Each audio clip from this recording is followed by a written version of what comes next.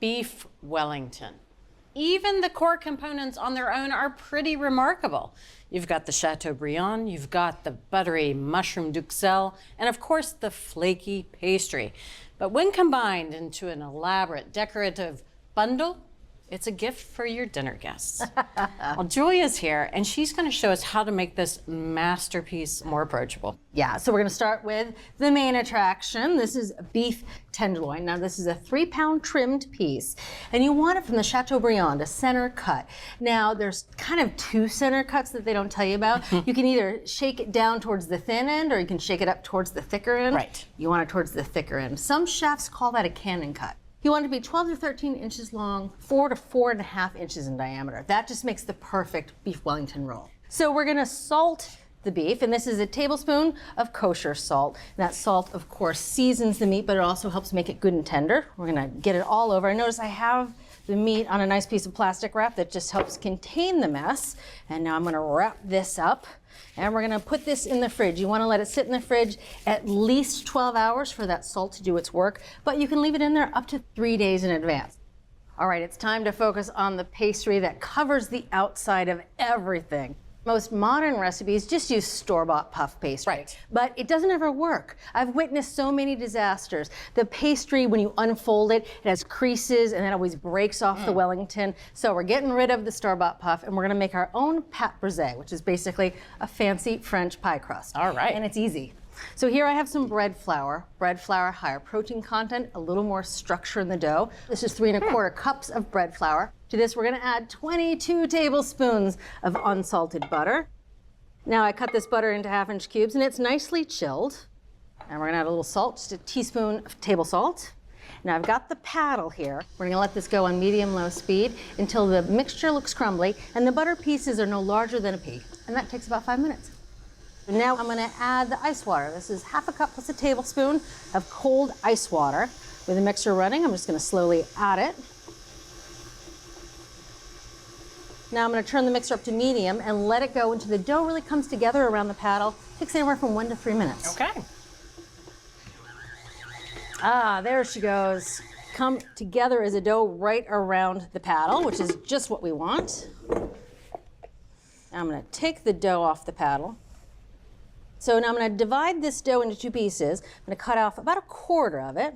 That looks good. I'm gonna give this to you. I'm gonna put it on a piece of plastic here. All right. That little piece, we're gonna roll out and make some decorative bits for the top of the Wellington. Oh. This big monster over here, though, this is gonna be the big piece of dough that we wrap the meat up in. Gotcha. So if you could just press it up into about a 6-inch square. Okay. I'll do the same with this one, about a 6-inch square.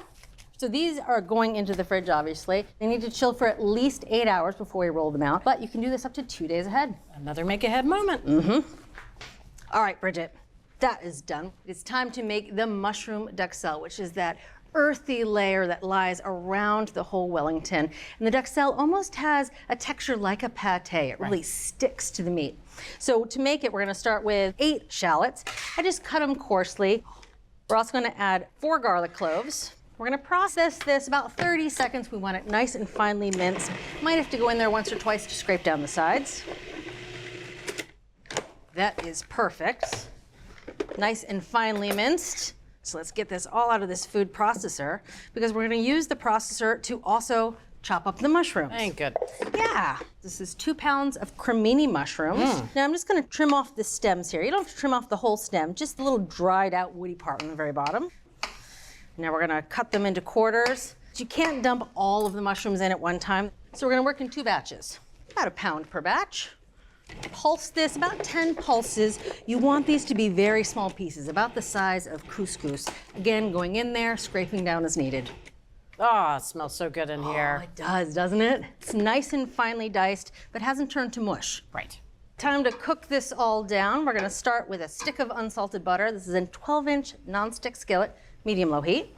First, we're gonna saute the garlic and shallot mixture. Right. We just want them to soften, and that takes anywhere from 3 to 5 minutes. Okay. All right, these shallots are nice and softened. Time to add the mushrooms. Also gonna add some pepper and salt. This is a 1/4 teaspoon of ground black pepper. and 1/8 teaspoon of salt. Now we're gonna continue to cook this over medium-low heat, about 45 minutes. You're gonna stick around, we're gonna stir occasionally, but they really will reduce their volume. And you'll start to hear them sizzle a bit in the fat. Nice. All right, Bridget, it's been 45 minutes and the mushrooms have released their juices and it's evaporated and you can hear them sizzling. I can hear the sizzle. So you can see it almost has the texture of pate. That's good, it's gonna stick to the meat. Right. Now I'm gonna add a tablespoon of Madeira. You could use dry sherry here if you want. Just adds a little zing to the duxelle. We're just gonna cook this out for a minute or two. All right, off the heat we go. Yeah, we're gonna add 2 teaspoons of freshly minced thyme. We're adding at the end because we really want to preserve its fresh flavor. That looks good. Gonna transfer it to this cute little rim baking sheet. All right, just gonna spread it out, let it cool a little bit while we focus on the beef. And this, by the way, can be made up to 3 days in advance. Very handy. Yeah, all right. Here is the lovely tenderloin. You can see it's changed color, it's been salted. Pat it dry. Now we're gonna season it with pepper. This is a teaspoon of ground black pepper. I'm doing it right on this rim baking sheet again, just to help control the mess. We're gonna add a little bit of mustard. This is a tablespoon of Dijon, and it adds a lovely, earthy, kind of bright flavor. We're just gonna brush it on all sides of the tenderloin. All right, perfect. Now it's time to start the assembly. Okay. All right, bring our tenderloin over here and set it aside. So here I have a magnificent piece of plastic wrap on the table. It is 30 inches wide, gives us plenty of room to assemble this in a nice, tidy way. First, we're gonna lay down some prosciutto. We have 12 slices of prosciutto. I actually never had Wellington with prosciutto until this recipe blew my mind. Well, it has that salty umami thing going once again. You already have the mushrooms. It adds a really nice cured pork flavor. All right, so I'm gonna make a little raft of prosciutto, overlapping it a little in the center. We're gonna make a prosciutto raft about 14 inches by 15 inches, thereabouts. Oh, perfect. Okay, now we're gonna put the duxelle right on top of this prosciutto. It's cooled off a little bit, which is great. We're gonna spread it out to an even layer, but I just like to get it started by letting it fall all over the prosciutto. Thank you. You bet. Just gonna spread it evenly over the prosciutto, leaving a 1-inch border all around the edge. Nice even layer of duxelle, a nice border on the outside of about 1 inch. Time for the roast. Here is our beef tenderloin. Gonna place it about 1/3 up. Okay. Now, the plastic wrap comes in handy. All right. So using the plastic wrap, we're gonna lay the prosciutto up onto the side of the roast. Very nice. Nice and tight. And then you can continue to roll the roast so the prosciutto's on the outside. Look at that. Yes, isn't That's a that? perfect casing. And then when you get to the end, you can kind of wrap the prosciutto up around the end. I'm gonna slide this towards me. Yes. All right, now we're gonna roll the plastic up around the roast. And now the fun part. It's like making sausage. We're just gonna keep rolling the roast and tightening the ends until you get a nice, tidy, even roast. So this needs to go into the fridge to firm up for at least 30 minutes. You can do this up to 2 days ahead. Very smart. Take our recipes and reviews wherever you go with the America's Test Kitchen mobile app. Fail-proof recipes, unbiased equipment reviews, how-to videos, and a vibrant community of like-minded home cooks. With smart searching and handy tools, you'll have everything you need to create the most amazing meals. Download the America's Test Kitchen mobile app today. All right, time to roll out the dough. I have a piece for you to roll out. You recognize this? Yeah, I do. You're gonna wanna put a little flour on the board underneath the dough. Obviously, I let it sit out a little bit to soften so it'll be easier to roll out.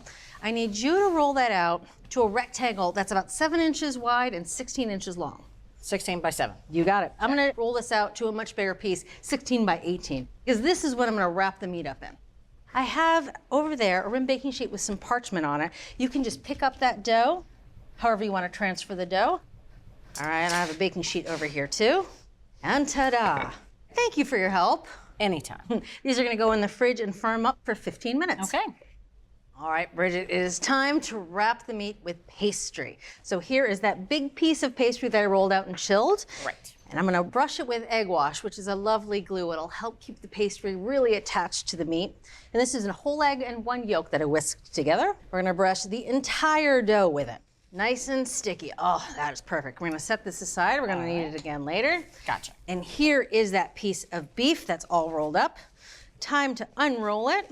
Now I'm gonna put it right onto the dough, about 2 inches up from the bottom. And you can see it's nice and firm. You can really put it right in the middle where you want it. Now you want to put the meat so that when you wrap the dough up that first side, it comes right on top of the center piece of meat. Okay. And we're going to continue to roll, and you want it to overlap by about 1 inch. You might have some extra pastry dough. That's all right. Better safe than sorry. I'm going to roll it seam side up. We're just going to pinch this seam closed. Not pinching it as much as I'm smearing, really getting that edge to stick together. Sealing it. Yeah, sealing it.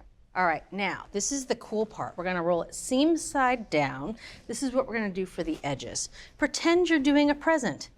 Wrap it in on the sides, and then press it down like that. Oh. And if you could hand me that rolling pin, yes, I'm just gonna roll it a bit thinner. I'm gonna trim it so it's about 2 inches. Then we're just gonna tuck it under. Oh, that's easy. Yeah, so it's nice and tidy. Trim it, tuck it under. We're gonna put this in the fridge for at least 15 minutes. That way we can cut decorative bits for doing on top. You could do this a day ahead. You simply need to wrap it. Okay, great. A greased baking sheet. This is what we're gonna roast it on. I'm gonna put this in the fridge and grab that piece you rolled out. Okay, great. All right, now for your dough, the decorative pieces. And we're just gonna make some thin strips of dough. The ruler makes it really easy to make nice even strips. Lovely. All right, that's perfect. I'm gonna fetch that roast from the refrigerator. Oh yeah. Okay, here is the chilled roast. It's been in there 15 minutes. Yes. Just gonna brush it with a little bit more of this egg wash. Helps the decoration stick to the top, but it also makes a nice glossy sheen on the crust. All right, now we're just gonna drape these over the roast in a little diagonal. All right, that is perfect. That is perfect. Okay. Now I'm just gonna trim these tails, and then I'm just gonna use this bench scraper just to help me ease them underneath the roast. Lovely. It looks so festive. This is gonna go in the fridge just 10 minutes, let those stripes adhere to the crust. You can also do this up to a day ahead. In that case, you'd wanna cover it with plastic wrap. Okay. All right, just 10 minutes. All right, Bridget, one more quick glaze with our egg wash. Right. All right, Bridget, this is ready for the oven. We're gonna cook it hot and fast, which is not what you think of when you think of a beef Wellington. Right. 450 degrees for 45 minutes. Sorry, you said 450 degrees Yes. for 45 minutes. Yeah, it's hot and fast. That really cooks the pastry through, and trust me, the meat will be perfect. I trust you usually, but we'll see.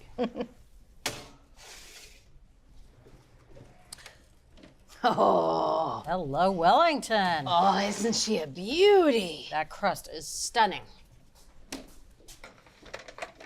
Ah, gorgeous. So it's been 45 minutes. I'm just gonna take the internal temperature of the roast. Should be about 85 degrees. Perfect. I know. 85 degrees means it's still raw if we cut into it. This is by design. The sheet pan's hot, the crust itself is really hot. It's like a little oven, and it's gonna continue to cook that meat all the way from 85, where it is now, up to 130 degrees, which is a perfect medium rare, over the next 40 to 45 minutes as it rests. All right, Bridget, gonna make a really quick sauce that tastes really good on any cut of meat, any steak, particularly good on Wellington though. It's a green peppercorn and cream sauce with a little bit of brandy. Here I have 2 tablespoons of butter, medium-low heat. We're gonna add the green peppercorns. I actually sometimes have trouble finding these. A good import store has them, or you can order them online. The good ones come in the can. Yes, packed and brine. Yes. Yes. That's a 1/4 cup of green peppercorns. To that, we're gonna add 2 tablespoons of minced fresh shallot. And we're just gonna cook that in the butter until they're softened. It takes 3 to 5 minutes. All right, so it's been about 4 minutes. Those shallots are nicely softened. All right, now I'm just gonna add a little bit of flour. This is 1 tablespoon of all-purpose flour. Just gonna help thicken up the sauce a bit. Okay. Just gonna stir this in, cook it for about 2 minutes. All right, that looks pretty good. Been cooking for about 2 minutes. Time to add the liquid. So this is some beef broth, 1½ cups. A little brandy. Oh, yes. Just 1/4 cup. Oh yeah, green peppercorns and brandy, magical combination. And a little bit of soy sauce, just 2 tablespoons, just helps deepen the flavor of the sauce. Great. All right, we're gonna simmer this about 15 minutes until it reduces to about 1½ cups. Okay. Oh, all right, now we're gonna add the cream. This is a cup of heavy cream. And we're gonna continue to cook this sauce about 10 minutes till the volume measures 2 cups. Okay. All right, Bridget, it has been simmering. I think it needs a little pepper, just a hint of salt. Sauce is perfection. Just gonna put a lid on, help keep it warm while that beef finishes resting. Well, Bridget, the proof is in the pudding. I promised that this roast would get up to 130 degrees. And I'm doubtful. I know you are. All right, 131. Isn't that incredible? Just the carryover cooking is so intense with that pastry. And we left it on the hot baking sheet. Right. All right, so now we're gonna transfer it to the board. It's not super hot to handle. All I wanna do is just gently loosen it from the pan. Now using the 2 spatula method. And it's so sturdy, it's easy to transfer to a nice cutting board for the ultimate presentation. Yes. You're going to want to parade that around the neighborhood. Just show all your neighbors at this point. And I'm using a serrated knife because that just makes cutting through the pastry really easy. All right. Oh. Slices beautifully. Look at No that. way. Yeah, perfect medium rare. The dough really is like a little oven. The roast is not only perfectly cooked, but it's perfectly rested. There's not a lot of juices making that bottom crust soggy. And the pastry is cooked all the way through. And if you see, it is gorgeously browned on the bottom. That pastry looks so flaky. Oh, goodness. All right, little sauce, a couple peppercorns. Oh, yes. I've been bugging Julia all this time for more information, and we have all the make-ahead tips, plus Wellington for 2 and Wellington for 4. All those options are available on our website. But let's eat. All right.